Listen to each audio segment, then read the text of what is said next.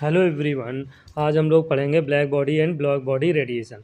The body which absorb all the radiation incident upon it is called black body and radiation emitted from the black body is called black body radiation. ये बच्चे 2 number में question पूछा जाता है।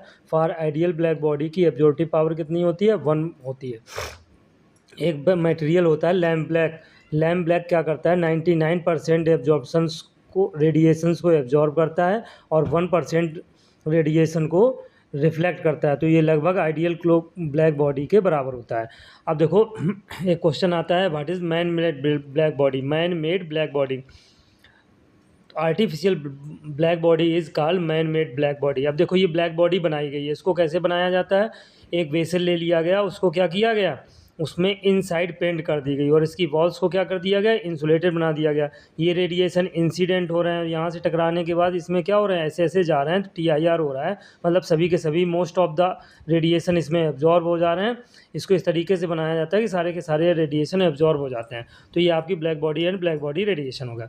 Next है spectral distribution curve of black body radiation. ये भी 2 number में पूछा जाता है, कभी कभी लॉन्ग आंसर क्वेश्चन पूछा जाता है। ल्यूमर and प्रिग्सेम investigated distribution of energy among the radiation emitted by the black body and at different temperature। मतलब क्या है? when a black body heated at a different temperature following curve have been observed। जब किसी black body को different different temperature पर heat किया जाता है, तो मान लो ये टेम्परेचर T1 है। T1 मान लो 800 केल्विन है। कितने 100 केल्विन है? 800 केल्विन पर पहले इसको हीट किया गया, तो ये T1 कर्व आ गया। फिर मान लो T2 मान लो है 1000 केल्विन। कितना है? 1000 केल्विन। फिर 1000 केल्विन पर हीट किया गया, ठीक है, तो ये सेकेंड कर्व आ गया। ठीक है, ये सेकेंड कर्व आ गया। फिर नेक्स्ट क्या है? मान लो T3 की वैल्यू है, T3 की वैल्यू है 2000 केल्विन। कितनी है वैल्यू? 2000 केल्विन। तो ये T3 कर्व आ गया। तो ये तीनों कर्व ऑब्जर्व हुए जब ब्लैक बॉडी को डिफरेंट डिफरेंट टेम्परेचर पर हीट किया गया। अब इनकी फाइंडिंग्स क्या हैं? तो देखो फाइंडिंग्स में ये देखो कि एनर्जी डिस्ट्रीब्यूशन नंबर 1 में क्या है? Energy distribution is not uniform. मतलब क्या है? ये सभी जितने तीनों का 3 कर्व दिखाए गए हैं, तीनों कर्व में देखो यूनिफॉर्मिटी नहीं है, मतलब अलग अलग सारे कर्व हैं। ठीक है, अब इसमें आप देख लो, ये वाई एक्सिस पर क्या है? वाई एक्सिस पर इंटेंसिटी ऑफ रेडिएशन है। ठीक है, ये वाई एक्सिस है, तो इस पर ई लैम्डा है, रेडिएशन इमिटेड रेडिएशंस हैं। और एक्स एक्सिस पर क्या है? वेवलेंथ है। अब आप क्या देख रहे हो? जैसे जैसे ये देखो, जैसे जैसे वेवलेंथ इंक्रीज हो रही है, यहाँ से देखो ये वैल्यू इंक्रीज हो रही है, वैसे वैसे क्या हो रहा है? सबसे पहले तो वेवलेंथ इंक्रीज होने के साथ रेडिएशन इंक्रीज हो रहा है, फिर एक पर्टिकुलर वेवलेंथ पर मैक्सिमम हो रहा है। फर्दर जब वेवलेंथ इंक्रीज करते हैं तो ये वैल्यू क्या होती है? डिक्रीज होने लगती है। और यही बिहेवियर सभी में रिपीट हो रहा है। ठीक है, तो इसमें फर्स्ट फाइंडिंग क्या है? देखो जरा, energy is not uniformly distributed in the radiation spectrum of black body. Energy जो है वो यूनिफॉर्म डिस्ट्रीब्यूटेड नहीं है, तीनों कर्व की वैल्यू अलग अलग है। इसका मतलब ये है एनर्जी कैसी है? एनर्जी यूनिफॉर्म नहीं है, नॉट यूनिफॉर्म, तो कैसी है? डिस्क्रीट फॉर्म है। कैसी है? डिस्क्रीट फॉर्म है। फिर क्या कह रहा है? At a given temperature intensity of radiation increasing. Given temperature पर इंटेंसिटी ऑफ रेडिएशन इंक्रीज हो रहा है with increase in wavelength.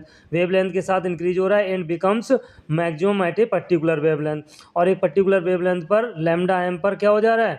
Maximum हो जा रहा है। फिर से अगर हम वेवलेंथ को इंक्रीज करते हैं तो इंटेंसिटी ऑफ रेडिएशन डिक्रीज हो रहा है। ये देख लो आप, ये देखो, ये पहले क्या हो रहा है? पहले ये इंक्रीज हो रहा है, फिर उसके बाद ये देखो मैक्सिमम वेवलेंथ पर वैल्यू मैक्सिमम हो रही है, फिर से जब वेवलेंथ इंक्रीज कर रहे हैं तो ये वैल्यू डिक्रीज हो रही है। ठीक है, इसका मतलब अब इन तीनों कर्व से क्या समझ में आ रहा है? देखो पीक किधर शिफ्ट हो रही है? पीक शिफ्ट हो रही है लोअर टेम्परेचर की तरफ। ये T1 कर्व है, फर्स्ट कर्व है, इसमें लैम्डा बनाया तो इसकी वेवलेंथ सबसे ज़्यादा है। T2 कर्व, इसकी लैम्डा 2 वेवलेंथ है। मैक्सिमम पीक किधर जा रही है? 0 की तरफ जा रही है, लोअर वेवलेंथ की तरफ शिफ्ट हो रही है। तो इसमें ब्लैक बॉडी के टेम्परेचर और पीक वेवलेंथ में कैसा रिलेशन है? इन्वर्सली रिलेशन है। इसका मतलब क्या है? Lambda M into T, peak wavelength lambda M into T inversely proportional of the temperature. तो ये lambda M into T constant हो जाएगा, इसको हम वीन डिस्प्लेसमेंट लॉ कहते हैं। अब देखो, area under each curve represent the total energy emitted by the black body radiation. अब ये जितने भी कर्व हैं, इनका जो एरिया है वो क्या रिप्रेजेंट करता है?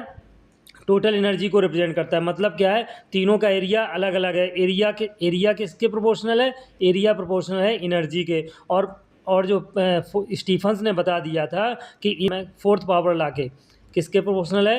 एरिया प्रोपोर्शनल है टेम्परेचर की फोर्थ पावर लॉ के प्रोपोर्शनल है। तो आप देखिएगा जब एरिया प्रोपोर्शनल है एनर्जी के और एरिया टेम्परेचर के फोर्थ पावर के प्रोपोर्शनल है, तो स्टीफन्स ने बताया इसका मतलब क्या है, एनर्जी जो है वो टेम्परेचर के फोर्थ पावर के प्रोपोर्शनल है। तो यही लिखा गया है, इसको हम क्या बोलते हैं, स्टीफन्स फोर्थ पावर लॉ होते हैं। तो यही आपकी सारी फाइंडिंग्स हैं। Thank you class.